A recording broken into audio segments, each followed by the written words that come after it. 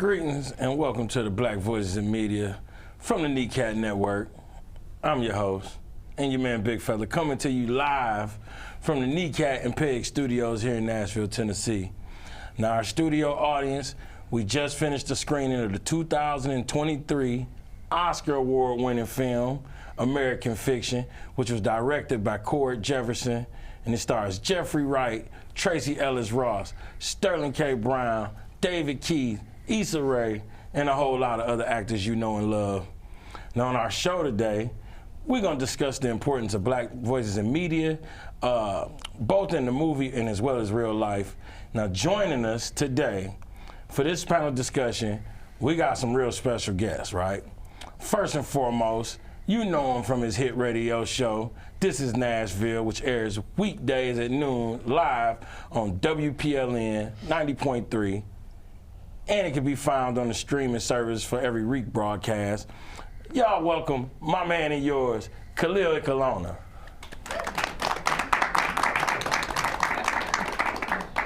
Now, our other guest on the other side right here, you know, he could be seen on his own TV show, A Slice of the Community, which airs on Nashville PBS Channel 8, or you can listen to him on his podcast, Deep Dish Conversations, as well as on WPLN for the Diversely Segregated, which airs monthly. That's so perfect for him. He's the CEO of Explore Social Change and Community Changes, and a man about town, one of my favorite people in this city. Y'all give it up for Jerome Moore. Now, in the middle, we have a very, very special guest. Andre Williams supposed to be on this. She had a family thing pop up, and I looked in the back, and I was like, oh, my God. We do not have Gina Miller in here with us, and I asked her if she would be down to be part of this thing, and she was like, yes. So, music business executive, manager. She is one of the commissioners of the Nashville Film Music Entertainment Commission, and she's just a super solid human being. Y'all give it up for Miss Gina Miller. We're gonna get into this discussion of this movie, American Fiction. We just have an open conversation. Khalil, when we was watching the movie, man, you really had some what they call gut busting laughs. Yeah, he's thoroughly enjoying it. Just start out basically with this movie and how it might relate to real life or your experiences, man. Anything real quick, go on, tell us your thoughts. This is the first time seeing the movie. That's great. I really enjoyed it. I heard a lot about it. A lot of people tell you, hey, you should go see this movie. But most people I think are dumb, so I pay attention to those who I think are smart. And they're like, you should see this movie. And I'm like, okay, great. I really enjoyed it. And whenever I go see a film, I laugh at those small, nuanced things that just hit me, either because it's something I experienced or it was really well performed. One of my favorite parts of the movie, and I don't know if I'll just say it, like when they were pouring the ashes of the sister out, and the neighbor comes up to ask if they got a permit, and they were like, get the fuck out of here, because my family would do the same thing. Like, you need to keep it walking while we're doing our thing. So that just felt very familiar to me, but I really enjoyed this film because of how it kind of points out to, I think it's been a topic of conversation, definitely, like black people are not monoliths. And it was like, yeah, here we go. This speaks to that. There's other themes to go as well, but I'm just gonna leave it there, let the rest of the panelists get in. Okay. Ms. Gina Miller, you say this was your first time seeing it too? Yes. That is so perfect. First time seeing the movie, what's your takeaways real quick? Like, you've been around media stuff for a long time. You probably done seen this situation. Well, it definitely opened my mind to a lot of different things. I was trying to stay focused on what I thought maybe the director wanted us to take away from it and not inferring my own personal lived experiences. But I do think that there was this theme of commercial integrity versus artistic, the artistic success, right? Or we could even flip that and say the artistic integrity versus the commercial success. Like I think that nuance between both of those, either direction, was something that was recurring, and I could not help but think about the fact that so many times in many of these buildings, the real truth of the matter is, whether it's entertainment in the medium of film, television, or music, oftentimes the people who are decision makers don't look like us. And so we are relegated to what their opinion of what's successful and what's commercially viable. And oftentimes, it could probably feel like this. Like now I'm going back and question, even let's look at rap for a second. Like there's always some conversation around the integrity, the authenticity, the realness of rappers, right? And rap gets it more than any other form, I think. Whether or not, one, rappers are actually writing their raps, right? And then the next thing that's always questioned is, are they actually living what they've written? And I think that was very glaring to me in this, like the integrity part of, is that, I didn't have an answer to it as much as it was just thought-provoking, like, can that be the case? And on the flip side, to even bring something to the forefront that's positive, that's challenging. Like we're now all challenged by something that clearly is satirical, but is it really? That's so real. That's so real. Jerome Moore? No, I think it's real life. That's my second time seeing it, and I think it's something that's in particular to black folks. We gotta make a choice and decision when it comes to just creating content itself. Do I create something that might be traumatizing and painful and hurtful, but I know it can make me money, right? Because that's what it comes down to. I know this can make me money, and I know this is being pushed, and I know black people love it. And it might be perpetuating the lowest vibrational things and stereotypes of our culture, but it's gonna make me money. And so it's like, do we do that, or do I like try to put something that's more than what we typically see in stereotype to not perpetuate that? And like Khalil said, we're not a monolith, right? And so do I prove that, or do I just follow the trend because I know it's gonna make me money? And so and so that's something I think any black person is trying to create content or media probably struggle with or have struggled with, and then you just make a choice like, nah, I really don't care, I'm gonna get this bag and you can feel how you wanna feel, or I'm gonna be authentic and not pander to that, and I'm gonna try to do something different, and it might be a little slow money, and it might take me a little time, but like, and you have black people in the same room that gotta look at each other in that way and have conversations, and but that really boils down to responsibility. And I think even that, none of this is apples to apples, right? Like what I deem as my responsibility, or how I am responsible to others that I am in community with, might not be your definition of what you feel you are responsible for in a positive way, or even in a negative way. There are some times that, we have actions that have unintended consequences because that's just the nature of being human, right? And so I think in that same mindset, what we think is our responsibility often can be overlooked or overshadowed by something that we might not have known was offensive, because clearly every day I'm scrolling and I see things that I don't think satire. I think people are posting what they're doing, and I'm not doing this. This is not the way my life is going, and that's not a negative or a positive. It's just the reality is all of our realities are different based on our backgrounds and based on what we've learned and how we've been taught and what we consume. And I think that does make a difference in how we see objectively everything, how it filters through us, how we can hear music. Because I'm a music person, I was listening I had to catch myself. I'm often listening to what's happening underneath the movie then. And how much do we go through life doing that?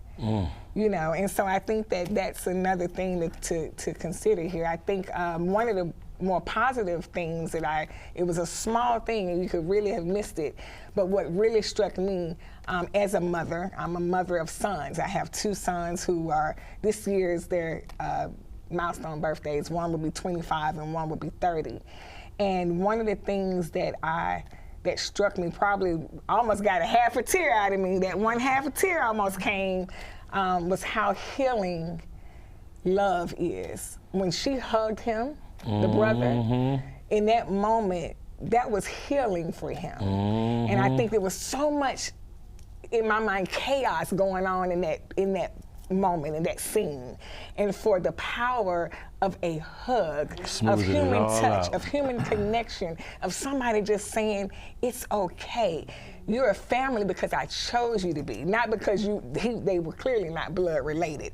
But there is something very powerful about the people that we choose to give our love to and give our connection to. And to me, I mean, y'all, I'm not Andrea Williams, who I highly respect in this city as a journalist. She would have given y'all a whole different perception of the whole film.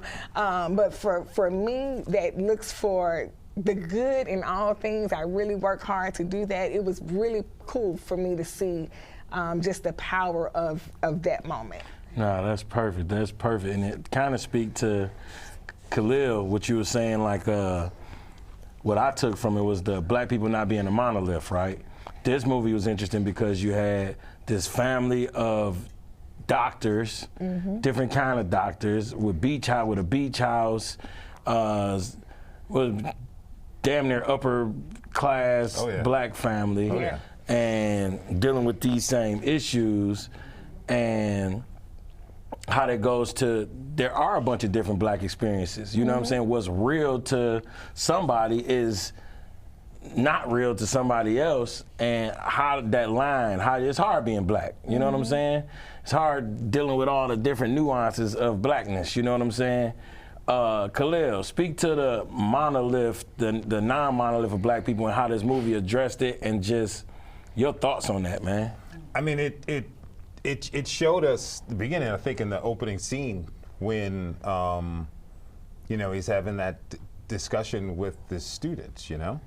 And he's showing, okay, there's different ways of looking at things. And he's like, I got over the word. I've become comfortable with the N-word.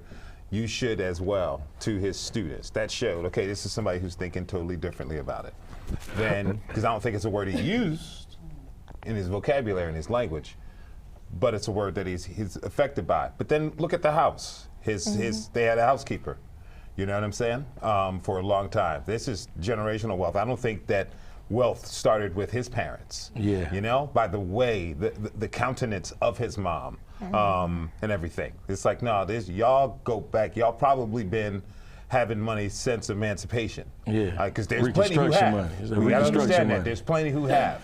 And that's it. It's like, so what are the expectations? We saw the expectations from the book judges. We saw the expectations from the publishers and everyone who their only connection to any black person or any culture outside of their own maybe is in some servile relationship or what they get through the media, and these are people in media.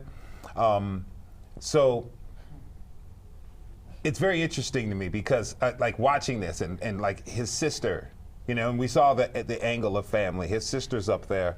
They living in Boston, New England, very well-to-do. And I just found it really interesting because a lot of conversations I have, had some conversations on a panel not too long ago talking about the black church. Well, you know, I understand, honor, and respect the black church. Never had much to do with my family's life, or my parents, or my grandparents, or before then, you know? So there's these expectations that people come to us with and say, hey, you're a black American, this is what you have to face. And it just kind of reminds me of the conversations my parents had with my siblings and I when we were young about how we were expected to behave and what was expected from us. And you know, a lot of people, I think a lot of African Americans can say that, you know, your parents tell you got to work twice as hard because you're black and everything. My parents told us we had to work twice as hard because we were a member of the family. And that was the standard of the family. That, you know, said that because when you pointed to, you got to work twice as hard because you're black, automatically you're setting a child up to recognize that, first of all, their existence in humanity is defined through how this country decides to view them, which is, this country's not even 250 years old, get the hell out of here, you know? And then also, by my parents saying, you are a member of this family, Therefore, we were able to define who we are on our own individual merits as we want to, outside of some definition. So therefore, we're not clinging to the definition of what it means to be black according to Americans, even according to black Americans. Yeah. You are who you are, and you're a representative of this family, and you're also a representative of the people and the culture in the way that you are. So it's kind of free in a way. You know, I'm not bound by blackness. I'm a human being existing on the planet. And so, all that, looking at this movie, watching it, watching different people express. Clint is his name, the brother? Yeah. You know what I'm saying? How he's expressing himself now, being able to be free. You were talking about that embrace, you know? That embrace that gave him a little bit of solace. His relationships, the Issa Rae character, who's like, well, I'm just gonna get this money and I'm gonna give them what they want, because isn't it something if we make these symbolic gains? Doesn't it mean something that, okay, I wrote this book, no, it's not my experience at all. So you could say, you know, there's been talk about appropriation. I'm like, how can you appropriate something, you know? And people could accuse her, that character, of appropriating quote unquote ghetto culture that she knows nothing of. But then it's like, okay, and I'm sorry, I hope to not go on a tangent, but it's like, if you're worried about that, then you're holding on to it? What are you worried about me appropriating your culture from, particularly if it comes to quote unquote ghetto culture? I don't get that. What are you pridefully holding on to? Where is there evolution in thought? But watching that character, watching the Erica Alexander character and what have you, as she relates, and just, I love her character because she was just easygoing. She was go with the flow. I'm gonna exist in the world the way I exist in the world, not necessarily casting any judgments on anyone. And so she was able to, with this man she just met, the Jeffrey Wright character, Monk, obviously they're developing a relationship. Some people would be kind of leery about running in on the family jokes when his brother was in the pool, but she went right in there to show that she's relaxed in who she is, you know? I don't know if any of that made any sense. It made a lot of sense. It made a lot of sense. Erica's character, to me, represents the best of black women. Yeah. I thought that she was strong and confident, and sure, she was around a family that were strangers to her, and she assimilated right in because of the freedom of how she exists in the world of who she is. I loved everything about her, and I loved what you said, and just to kind of tag on to that, knowing that she's you said with no judgment, and knowing that she was a defense attorney, I think that's a great use of language to associate with her. And if nothing else, we should walk away from this film being reminded that the single most important line that I think she said to us was that you are not to be defined by your lowest deeds. And I think that that's something that on this Sunday afternoon in Nashville, Tennessee, that we all can be reminded of that clearly she was suggesting that she believes in second chances, and not only in vocation, but I think that we saw that come full circle with Monk in her relationship with him. And so for us to see her say that, and for us to also see her walk that out in the relational aspect, I thought was beautiful imagery come to life. That's so real. I think it was Edward Snowden, is that dude's name? The spy dude Snowden? Yeah. He said, I heard him say something, I watched the interview, and he was like, at any other time in history, you can do something, you have a bad experience in your town or your city, and he was like, you can move somewhere and start over and become what you want to become. He was like, this is the first period in history where people will be judged by their worst moments. And you can't get away from it because the internet and whatever your worst moment was, that's it. Yeah. You know, you don't even have an opportunity to go somewhere else and start over. It's like, nope, we still got the video. That's you. So it's kind of interesting. It's interesting. Yeah. Romy Wrong, man, what you think about just the dichotomy or non-monolith of black people, different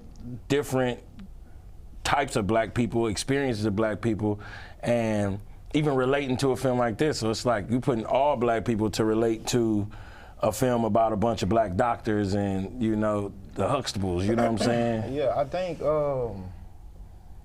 black people are hard on each other, right? Black History Month, I'm gonna get into something I don't think we talk about enough. Black people are hard on each other, and I'm a product of this, right? I grew up in a very low socioeconomic area. And so when we talk about the mentality of blackness, we got to talk about the psychology of it too. I grew up in an area to where my thinking of what black is was so conditioned, right? And so if you didn't act a certain way, talk a certain way, have certain morals and ethics, to me, you wouldn't exemplify blackness. And that's hard to break, even if you escape. And I still struggle with it to this day. As a person that live in different countries, I still, because you conditioned to, like, man, like, we all probably can guilty and say, oh, he or she do that. That ain't what black people do. Black people don't do that, and it's toxic, but it's a mental conditioning that if you come from a certain environment, it's really, really, really hard to break away from that. Yeah. Like, it's a struggle every single day. You know how many, like we talking about the film, you know how much gangster stuff I done actually done in my real life, how easy I could make that type of content, but that ain't something I want to brag about because I don't want to celebrate that personally, but we perpetuate that. And so at the same time, we look at stuff and say, man, that's the lowest of us, right? But we continuously support it and make it. And so once we go out into the rest of the world and that's how they see us, we partly to blame for that. If we continue to perpetuate it ourselves, we got a choice to say, nah, that ain't the role I really want to play. Or that ain't the content I really want to make because it's a responsibility. At the same time, and if we choose to go into that, like, we got to understand the repercussions that come with that too, as how we may be judged. That affects everybody, right? And so when I see American fiction in that, and saying that some people go through those real life experiences like myself, and I think it's okay to tell your story. But at the same time, I think it's also a responsibility to understand, like, the responsibility and the struggles and trying to break out of that, and that's just not me. I can evolve and I can transform, but if some of us feel comfortable in that mentality.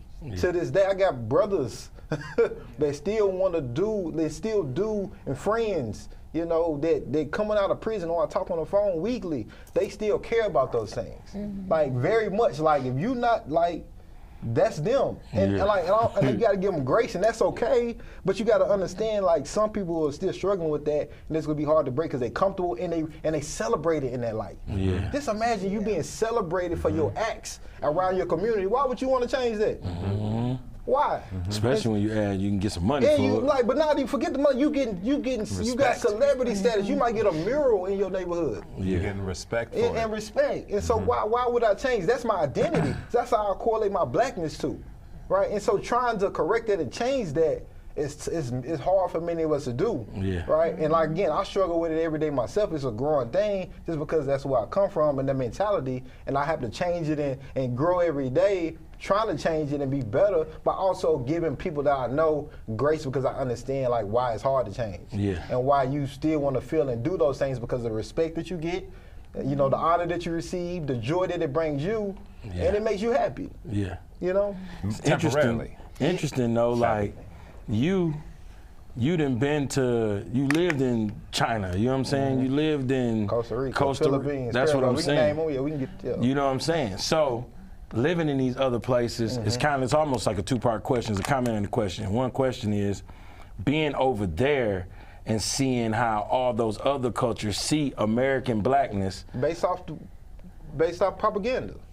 And that's it right there. That's the only proximity they have to us. That's their proximity. Content, movies, cinema, music, right? And then we know a lot of it's commercialized and pushed to the forefront to be seen more than other stuff. All right, and what we know that's being pushed to the forefront, not the best.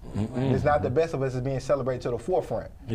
Right. So that's what you get. You know, it's unfortunate. But at the same time, it's like, how do we correct it? Right. And then also, how do we give each other grace at the same time, understanding a lot of us are just struggling psychologically to come out of that mindset because we celebrate it, and if it's gonna make me money, and if it's authentically me, like. I think at the same time that we give each other grace, but there has to be a standard that we hold up to. We keep on talking about evolution. You don't evolve until the environment demands it. That's how life works. Everything is good until when the water pH balance changes, that suddenly the animals in there, like, we got to learn how to breathe air.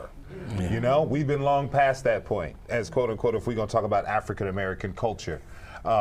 We've been long past that point where we have to. There has to be a standard and a responsibility given that I think we show grace in taking time with people, allowing them to evolve, but also assisting them to evolve past this. Because I can say what we call African American culture isn't African American culture because we have not arrived in understanding who exactly we are yet. You know, there's talk in the world right now, oh, you got to be a finished product for work or for the dating space. I don't believe anybody's a finished product until you breathe your last breath. And so it takes time. You have to look at our own history as African Americans brought here. I'm a Generation Xer, so my generation were the first ones to not live under any sort of Jim Crow. Yeah. Okay? This is my generation. Yeah. We're not talking about 4 or 5 from now, but my generation alone. And from Jim Crow. So we haven't had enough time to actually understand what our culture is. Jerome was just recently a guest on the show. It's going to air soon. And we were talking about what is blackness. There's a lot of people who are, for a while there, it's become very popular. The conversation about blackness and talk about well, what is it? You know, what is it? That's what black people do. And then I'm like, why is it important? Why is it important to dwell on this idea of what is blackness? I'm more interested in dwelling on the idea of what is human. Because I haven't lived in other places, but traveling a little bit, recognizing that the way they approached me as an African American, once they found out I wasn't from Africa or whatnot, you know, they were like, you're an African American. Oh, hey. And it was almost with this kind of reverence. And you know, I don't purport any of definitely the negative stereotypes that are out there. So that's the question. It's like, are we going to, as African Americans, stop looking at ourselves from the definition that white America has imposed upon us and allow ourselves to define who we are? You know? There's a lot of people who took joy in the defiance, definitely during 2020, the defiance of these things. But has it gotten us further in our understanding of who we are as a collective and as individuals? I don't think so. There is another scene I'm trying to remember in the movie that I should have wrote notes, but I just wanted to absorb it. But there's another scene that made me think of the thought of definitely understanding being here in Nashville. And on the show, I've had a lot of conversations about what was taking place in this city 60 years ago. And all of the people who sacrificed their lives, sacrificed their time and their future during the civil rights movement for what we have. And I honor that. But how much further have we gone? Given the opportunities that we all have. You know, there's opportunities that all of us have had to be able to actually be a part of the marketplace or the workplace and to compete out there in America to go for the dream. That's a whole nother show, whether or not that dream actually exists or not. But how much further have we evolved past essentially the same talking points that were used back then? And when I was overseas, I met an older gentleman in his late 60s who took me to see, I was in Thailand and he took me to see the Buddha, and he kept pointing at the Buddha's curly hair and the Buddha's flat nose, and he said, the Buddha is you, the Buddha is you. And he said this to me, he said, when are black Americans gonna wait, why aren't you doing what you need to do? And I'm like, what do you mean? He said, you're waiting for white people to stop being racist so you can do what you need to do. Why? And that's what we've been doing. We've been waiting for America to change so we could finally be free. Well, guess what, baby? We've been free for a minute. Now will we free ourselves from this dependence on other people to use a modern jargon word, validate us? Man, that was heavy, Khalil. It happens like that sometimes. Yeah, it do happen like that. Okay, I got a question for all of y'all, right? You ever had a moment or instance or situation where you dealt with some of these things right here, where it's like commerce versus art, where somebody's offering a big check for something you might have felt a little like, I don't know about that, and been put in them situations, and how do you deal with that real time? I know a lot of people say what they will and won't do, but you don't know what you're gonna do if somebody say, I got $2 million for you to do it. It changes your thought in that moment. It all fine and dandy until that money is on the table, then you really got to deal with it. You know what I'm saying? Have you ever dealt with anything similar or any of these situations, and just how did you deal with it, or just a reflection on the situation? Anybody got something, Ms. Gina? I mean, I think I have, for sure. Mostly in the context of dealing with music artists. And I do think that we're constantly faced with the fact of not that the art that's created as music is not relevant, but is it commercially viable? And I think that there is a gray space there sometimes that artists are serious about their art. You know, they want their art to be experienced the way they create it, and sometimes it's not as viable commercially in that form.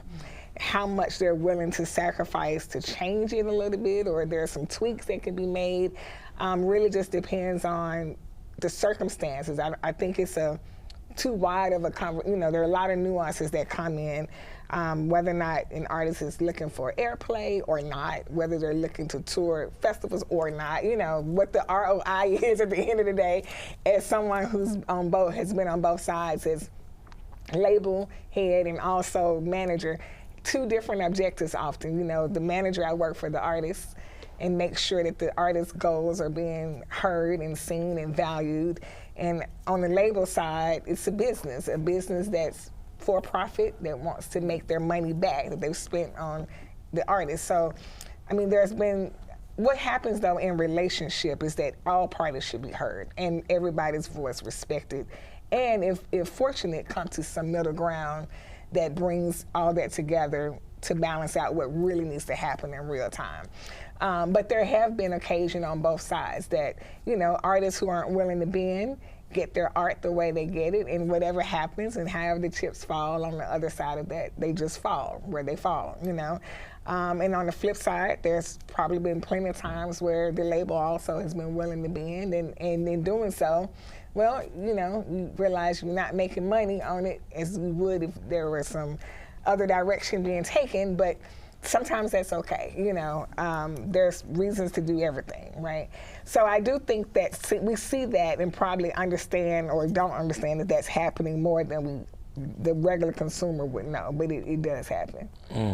I think what you're asking too, in short, is like, are you willing to compromise yourself? Compromise, yeah. Right, and then and that's about knowing who you are. If you don't know yourself and people know you're not really sure know yourself, it's easy to compromise you. All right, and so for me personally, I ain't never bit that apple and never will, because I know myself, right? And if it's about turning out the money, $2 million, $200 million, whatever, I already know where I stand as a man, right? Because that's what it comes down to, and I can't compromise myself. And this goes into, I think, what black people deal with. It's called, you know, microaggressions, right? It might be something subtle like, hey man, you mind, you know, trimming down your beard a little bit, you know? Oh man, your hair, you know? And I know that's something a black woman can talk about probably even more in detail, right? Those type of things to fit a mold. You know, it might not be $2 million type of mold, but it's in that area, it's in that zone of compromising who you are, and you gotta make a choice. And if you compromise who you are for that check, I ain't gonna judge you. Do what you do. Like, that's a decision. If you can go to sleep at night and you be comfortable in doing that, hey, you can do that's fine, but that's just not something that I've been willing to do and not gonna do. And this is my mentality too that I'm working on. If I feel like I can't get the money, I'll never go broke. I'll take it from you. Like, you know what I'm saying? Like, if I really wanted to, like, I just really take it from you. But, you know, I'm a growing individual and I'm trying to be better. Right? And so we ain't gonna resort to that, and that's not nothing I would want to do, but that's something I'm mentally working on from the people that I know and around and I love and care about, and something I actually partook in myself personally. And you know what I'm saying? So, yeah. So that's I'm trying to grow, big fella. You are, man. You know, You are, man. You know, Good you job, know, man. just being, but these are like people make them decisions every day. And, Nah, and it's real. interesting because, you know, I can see why, as a fan of hip hop culture from the 70s all the way up till now, watching it happen in hip hop. You know, this is definitely a conversation I used to have back when I was actively making hip hop in the late 90s and early 2000s out in LA with friends, and I'm like, man, if hip hop didn't turn to become I'm not going to say commercialized because it was on the radio back then, but there obviously, since I think about maybe 2002, there has been one particular brand and style of hip hop that has been pushed out to everyone. And it's not the greatest reflection of African Americans and what have you. I'm like, if that didn't happen, if it stayed diverse the way it was, if we had a bunch of different people, because everyone wants to talk about conscious rap. Well, for those who remember the CD booklet, you had a little bit of everything in there. You know, you could listen to your conscious rap, you could listen to your party rap, you could listen to it all. And even those, I remember Above the Law had albums, you know, they talk about gangster life, but they had morals in it. They're like, this life is not for you. It wasn't inviting you to the party to destroy yourself, because we are affected by what we consume. I'm like, if we didn't turn like that, would the status of African American culture be what it is now? Or would we be in a different place? I firmly believe we would be in a different place, because a lot more of us, particularly when you're young, you're exposed to different ideas and different expressions of being black. And it wouldn't necessarily be forced into this one thing. But I could say I've never been offered money for anything like the question that you posed. But I just remember when my father found Ifa and officially became a Babalawo when I was 8 years old, he changed our last names. So my last name at birth was Floyd, and it changed from Floyd to Ekulona, right? And it was a big deal at school. Had a teacher who refused to use the name.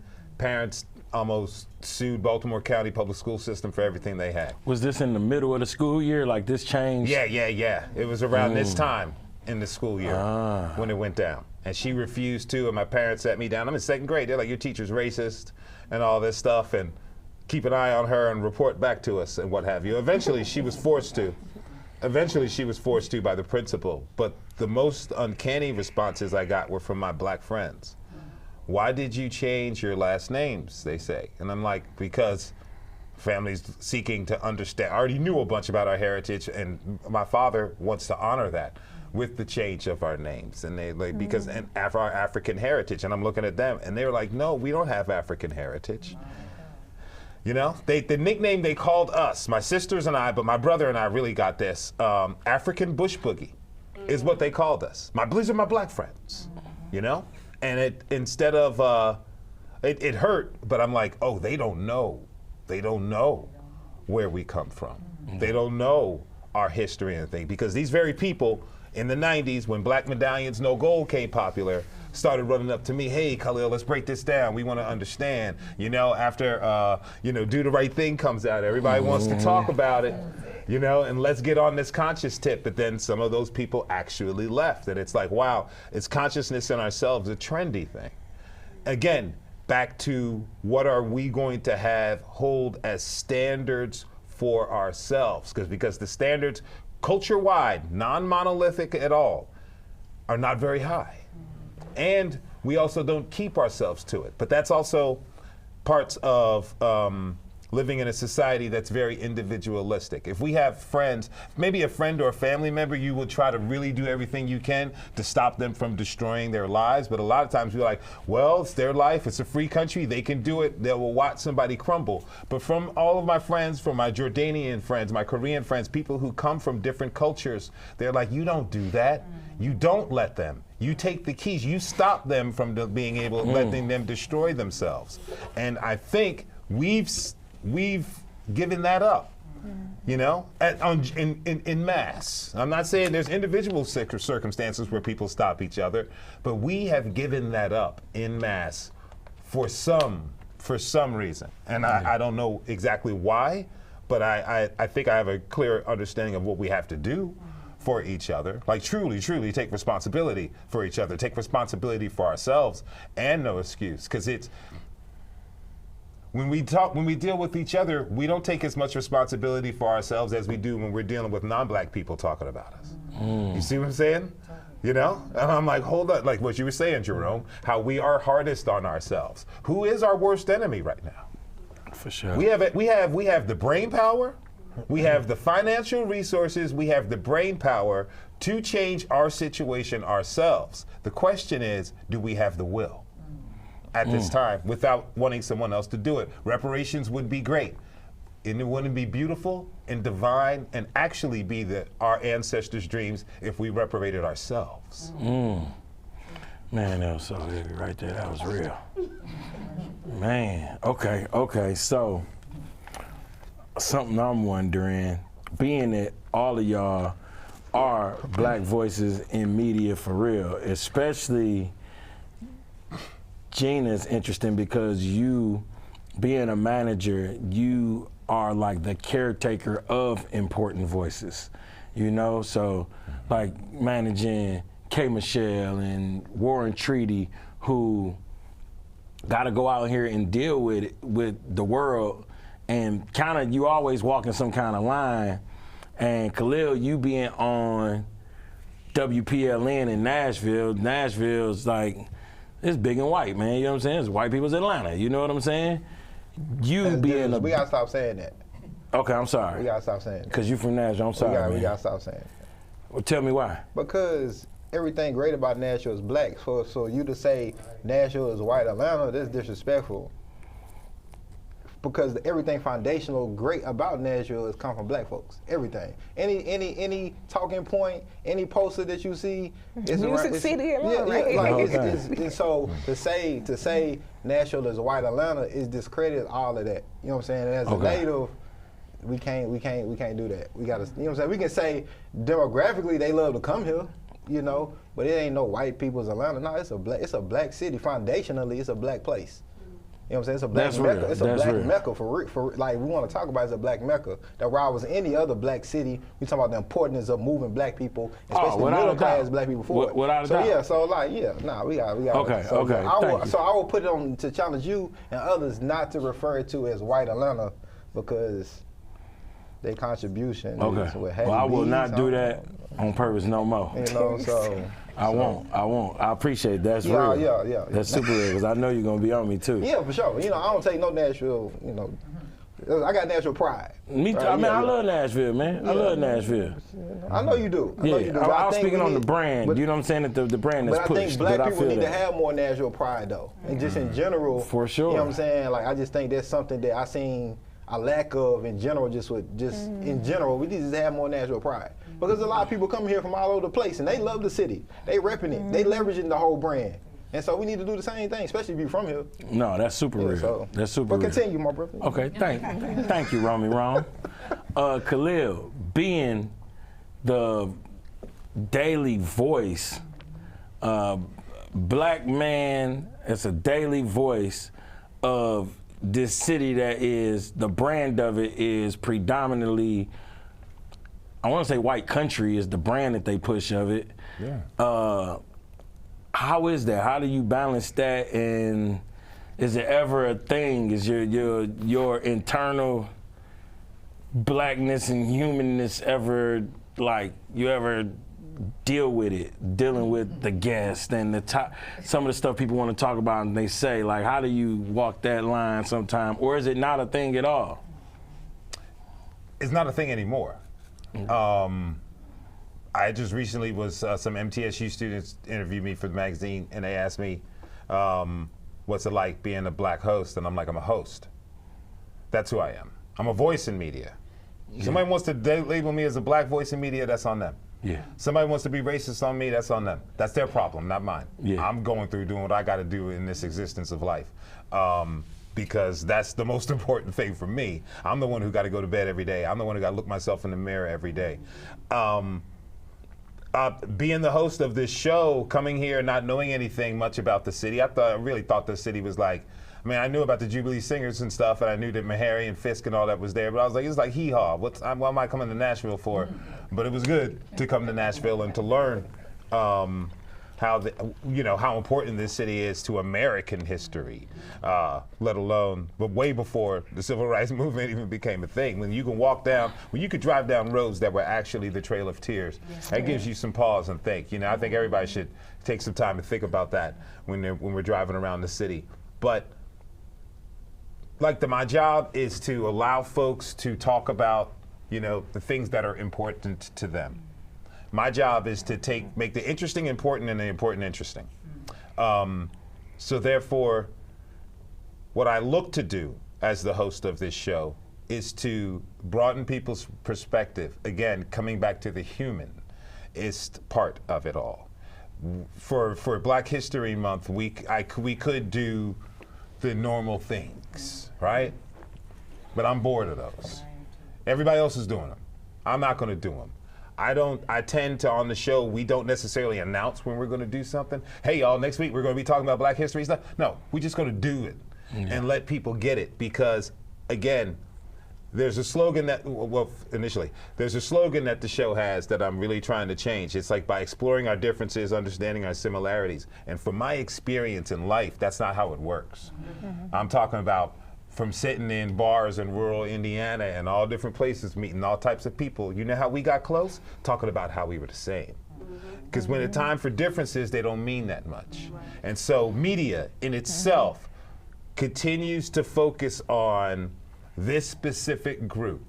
I want to talk to Black women who have 2 sons, both at milestone age, happens to be left-handed, and you know what I'm saying, wears hoop earrings. What's that demographic?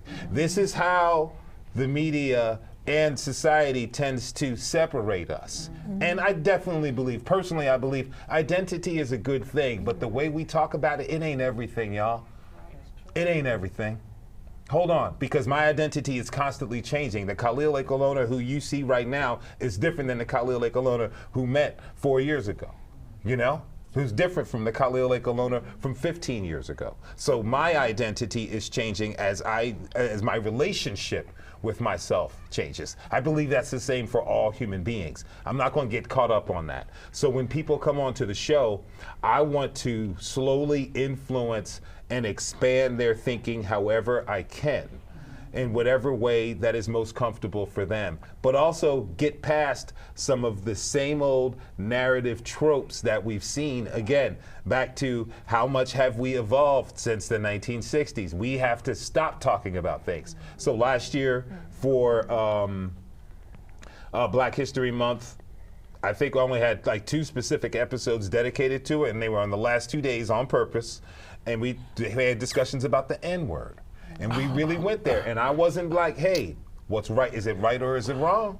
I just said it's the most charged language in the history of American English, and it continues to be. So let's talk about this word, and gave people an opening to talk about what it means for them. I wasn't worried about potentially offending anyone. I wasn't worried about potentially platforming what we would call potentially dangerous viewpoint. Don't matter to me, because platform it all you want. People are still using the word to this day. What are we going to understand about that word? Again, the opening scene. This young woman took offense to it, and this older Black man, who was like, I don't care about it. Because I bet the character, because when I watch movies, I love to go into their backlives. I bet you had a frustration, he says it. You know, he may not say it in conversation, but out of frustration, he may use the word and whatnot. And what does that mean? So, you know, when I look at it, and as being the host, it's to explore. I have to explore to see what's important to people, how they're thinking, how they're relating to their humanity, because host tip for any kids out there watching, anybody wants to get into this. A good host, as you learn, the audience learns as you learn. So I can't come in with I have all the answers, because I actually don't. You know? I'm figuring out my life as well. So when I'm sitting in that chair interviewing someone, I am learning from them. I am learning, and hopefully the wisdom that they're dropping, from an 80-year-old to an 18-year-old to a 15-year-old, I don't care. How can I take in some of this wisdom that they're sharing from their experience and at least apply it to my life to where I can be a better person? So that part is entirely selfish. And yeah, that's just how it is. But it's very difficult. It can be difficult sometimes to balance that. You know, sometimes thinking, man, am I doing enough? Again, holding myself up to other people's standards. Am I doing this? Let me highlight these voices. Make sure we get these people on there. And I think we do the best. I think my team does the best. But we're also able to have very, very detailed conversations. You know, I'm the only African American on the team. I'm one of 2 males on the team. And we just got another male on the team in January. So I went a whole year and a half being the only male on this team that makes this show. And issues come up, and we sit and we have very, very in-depth conversations that not only allow us to give a program, to provide and broadcast a program that has a variety of perspectives and is broadened, but has allowed us, I believe, to respect each other as human beings more who are working together to do this. You know, to really understand and to get into it and say, okay, and not just, oh, they don't get it and let me move on. No, very few of us get it. Yeah. Very few of us get it. So, and particularly now, when we have information at the palm of our hands, particularly now when so many people have been going through moments of clarity, moments of understanding and reflection, you know, moments of change. A lot of us are looking for answers, and a lot of us are looking for another jargon term, community, to come together. All right, so if I'm gonna have patience and grace for you, I gotta have it for me. That's what's gonna bring it together. So to answer, again, another very long, I'm sorry. I do most of the question asking. So. No, it's perfect, man, it's perfect. You know, but that's where I'm at. It's perfect. Okay, so we winding it down. Now, I really just wanna get kind of like a good, maybe I'll say last word from y'all. I'm sorry. No, it's super cool. I had a dream about this, actually. Now I feel like I didn't call Khalil a black voice, man. And it's all good. I feel bad about Darkness, brother, darkness. No, I'm just playing. Wrapping this up from the theme of the movie to real life and what y'all do. Give me like something to close out. Just your thoughts on the importance, the issues, just whatever with being a black voice in the broader world, having to say something, having the responsibility on you, not having the responsibility on you. I don't know, just wind it down. Who want to go first? I'll go first. Okay. I'll say that ultimately the responsibility that we have, is our response. How we respond to anything and everything and most things is our responsibility, and we have to just and with that, it's a personal thing to come up with as to what your response is to everything. So I think that's the thing that we have to keep in mind. The response and the responsibility of the response is ours to have. That's real. Jerome Moore. I just think like it's from a black lens in general. I just think like if you black and whatever you do, that's being black. Like that's authentically you. You know, don't get caught up into what other people think about your identity, even if they're other black people. Just do what you feel is best for you. And then if you do, as a black person, if you do have a problem or take issue or would like to have, you know, a conversation with that person, I think we got to do a better job of calling people in instead of calling people out. And so that's what I would do, and not take everything to Facebook or Instagram. Just shoot them a DM or call them if you personally can. But I think that's something that's, you know, we can be better at as a culture and as a community, is just calling people in instead of calling them out. And Khalil talked about standards. I think, like for me personally, I don't care if I had a problem with you, big fella, you, Khalil, as a black man, I would never publicly disfame you at all. I can really not like you, but I'm gonna say, nah, I got no problem, big fella, shout out to him and his family. But when I see you, we might not talk. I'm like, we might know it's an issue. Yeah. But like, because I have a standard, a code, because we have a different lived experience, and what I say to you publicly is gonna be, you know what I'm saying, it's gonna be taken a different way. All the way. Like, I have that same code and ethics set for myself. That like, regardless of what you've done or may have not done, like with black folks, men and women, boys and girls, I'm not gonna defame to say anything negative or allow anything to be said negative to me in person while we're in my vicinity, unless I'm gonna cut it short. Yeah. And so yeah, that's what I would say. Man, that's super real. That's super real. Well, I wanna say thank y'all for being on this show. We got like 2-3 minutes left, and is it anything what you got coming up, man? Go on, somebody tell us what's coming up that we can let the people know about. Khalil. Well, you know, pretty soon we got that profile with Jerome Moore. Coming up on This Is Nashville in a couple weeks. I don't have the date yet, but that's coming up. We've got that. We got some cool, interesting shows, some profiles with interesting people. You know, David Plazas is coming up. good journalist, opinion journalist with the Tennessean. Just look forward to interesting shows, man. We're going to keep on coming with it and call in on Thursdays. We take phone calls once a month. The mayor comes in. You can call and be mad with the mayor. Just be respectful. You can be mad with him. Be respectful. He gets it. We love Fred. Yeah, we're doing the show. We're doing the show. I'm working on some creative stuff and some music and whatnot that'll come out in a while, trying to give my own little taste and breath into hip hop. And real quick, but that's the thing. It's like when we were talking earlier about music and like this choice between commercial success and artistic integrity.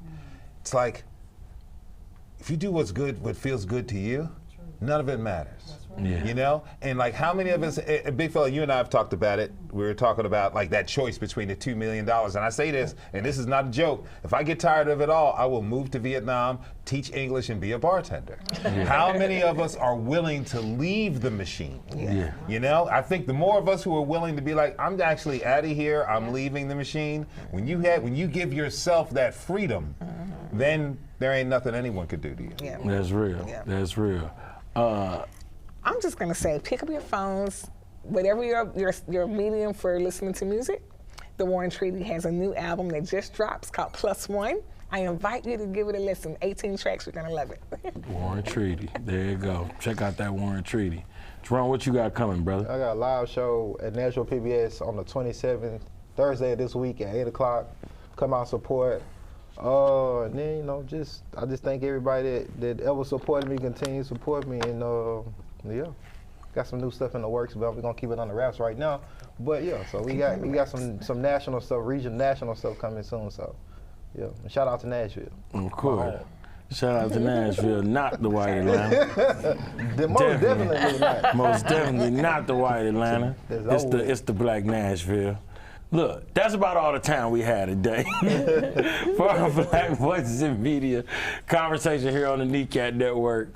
But we hope everyone in our studio audience, as well as everybody watching at home, will continue to discuss black voices in both real life, in the movies, and just voices in general. I'm not going to put black on nobody. Thank you, Khalil. Until next time, I'm Big Fella saying peace to everybody right here from the NECAT studio. We out this thing, y'all.